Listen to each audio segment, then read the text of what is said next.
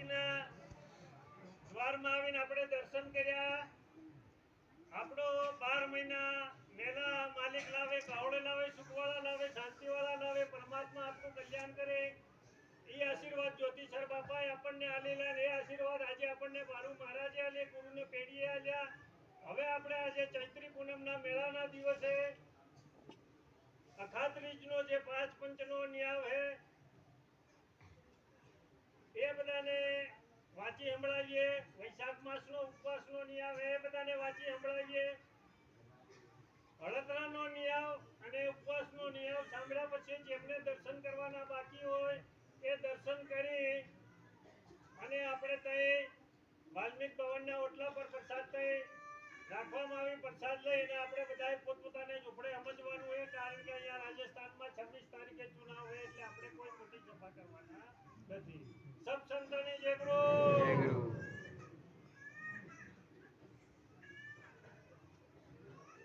અખાત્રીજનો ન્યાવ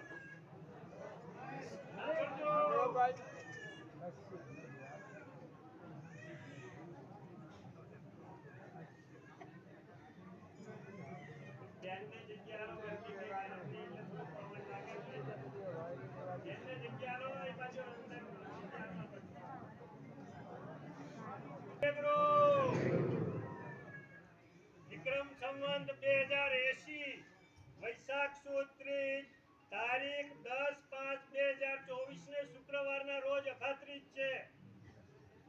તારીખ 10/5/2024 અને શુક્રવાર. હળદરાનો સમય સવારે 8:15 થી 9 સુધી. સવારે 8:15 થી 9 સુધી હળદરા કરવાના છે. હળદરા કેવી રીતે કરવા?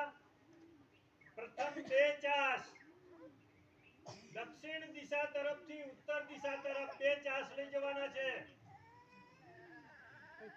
આ બાજુથી આપણે ઉત્તરમાં આમ લઈ ગયા, દક્ષિણથી ઉત્તરમાં, ફરી પાછા દક્ષિણમાં આયા એટલે 2 ચાસ પૂરા. ત્યાંથી પશ્ચિમથી પૂર્વ તરફ 3 ચાસ.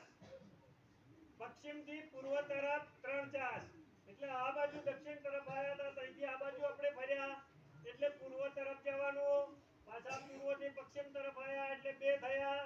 પાછા પશ્ચિમથી પૂર્વ તરફ ગયા એટલે 3 થાય.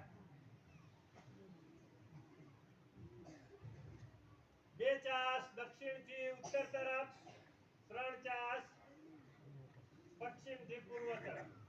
હળદરા કેવી રીતે કરવાના એ તો આપણે બધા જાણીએ છીએ, છતાં આપણે ન્યાવ કર્યો એટલે વાંચી સંભળાવ્યો. હવે હળદરામાં આપણે જમીન માતાનું પૂજન કરવાનું છે. બળદને આપણે દેશી ભાષામાં બળકું ને ગોળ ખવડાવીને તૈયાર કરવાના છે. બરાબર. સેવા પૂજામાં કંકુ, નાળાછડી, ચોખા અને દીવો.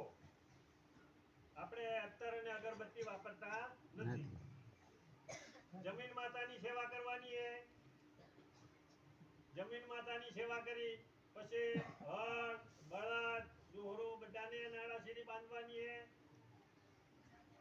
બધા બાંધો જ છે એટલે કઈ કહેવું પડતું નથી. આ આપણો હળદરાનો ન્યાવ. હવે એના પછી આપણે પાછો વૈશાખ માસનો ઉપવાસ આવે. વૈશાખ માસનો ઉપવાસ જેને કરવો હોય, હવે તો લગભગ બધા હું હોય કે સુખી સંપન્ન આપણે થઈ ગયા એટલે લગભગ આપણા વડીલો એટલા કરે, થોડા કરતા કારણ કે વડીલો કરે થોડા કે મારે કામકાજ જવું પડે એટલે મારા નથી ભણતું, અને પેલા 70 વર્ષ ને 80 વર્ષ વાળા ઉપવાસ કરે અને મારી જેવા 40 વર્ષ ને 50 વર્ષ વાળા નહીં ભણે એમ. એટલે જેને ઉપવાસ આપણે અહીંથી જેને ઉપવાસ કરવો અને જેને એનું ફળ મેળવવું, એ ફળ માલિક હાલે શું કરે એ માલિકને ખબર હે. તો જે કરે એને ખબર, નથી કરતો એ કોઈ વાત કરે એનું કામ લાગે. એટલે વૈશાખ માસના આપણે ઉપવાસ કરવાનો સમય. વિક્રમ સંવત 2080 ચૈત્ર વદ 11 તારીખ 4/5/2024 ને શનિવારથી શરૂ કરવાના છે. 4/5/2024 ને શનિવાર અને પૂરા થશે વૈશાખ વદ અમાસ 6 જૂન 2024 ને ગુરુવાર. જે દિવસે પૂરા થાય ને તે દિવસે આપણે દાંતપુરી મેળો હશે તે દિવસ જગન આપણે અહીંયા દાંતપુરીમાં રાખવાનું.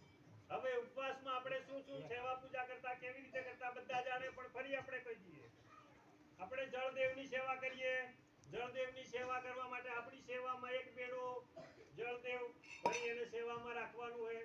અન્નદેવની સેવા કરીએ એટલે આપણે જેટલા અનાજના જેટલા પ્રકાર જેને જેને જેટલા ઉપલબ્ધ થાય આટલા જેમ આપણે કહેતા નથી, જેને જેટલા મળે એટલા સેવામાં રાખવાના અને એની આપણે સેવા પૂજા કરવાની. સવારમાં સૂર્યનારાયણને જળ ચડાવવાનું અને હાજે ભોજન કરતી વખતે ભોજન પહેલા આપણે ગાયને પાણું જમાડી અને આપણે ભોજન લેવું. એની સાથે સાથે હવે બધા લગભગ બજારમાં વેપાર બંધ થઈ ગયો. પહેલા જળ ચડાવવાનું ચાલુ થયું તો બજારમાં તાંબા પિત્તળના બેડા અને લોટા બધા ખલાસ થઈ ગયા હતા. આપણી પાસે બધા પાસે હે પણ મોટે છોટેનું આપણે નેશનની સેવા પૂજા છે એમાં આપણે કરવાની છે.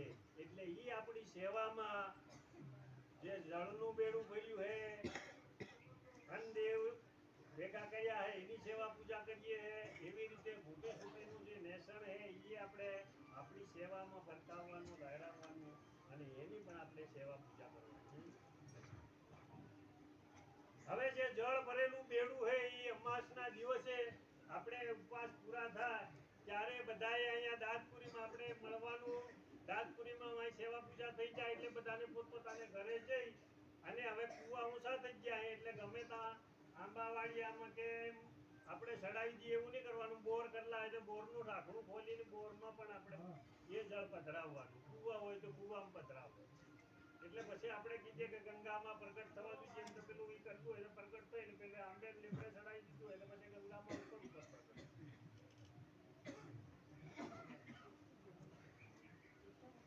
સબ સંતોને ઘણા માનથી ઘણા પ્રેમથી જે ગુરુ મારી વાતચીતમાં કોઈ ભૂલ ચૂક થઈ હોય તો માફ કરજો.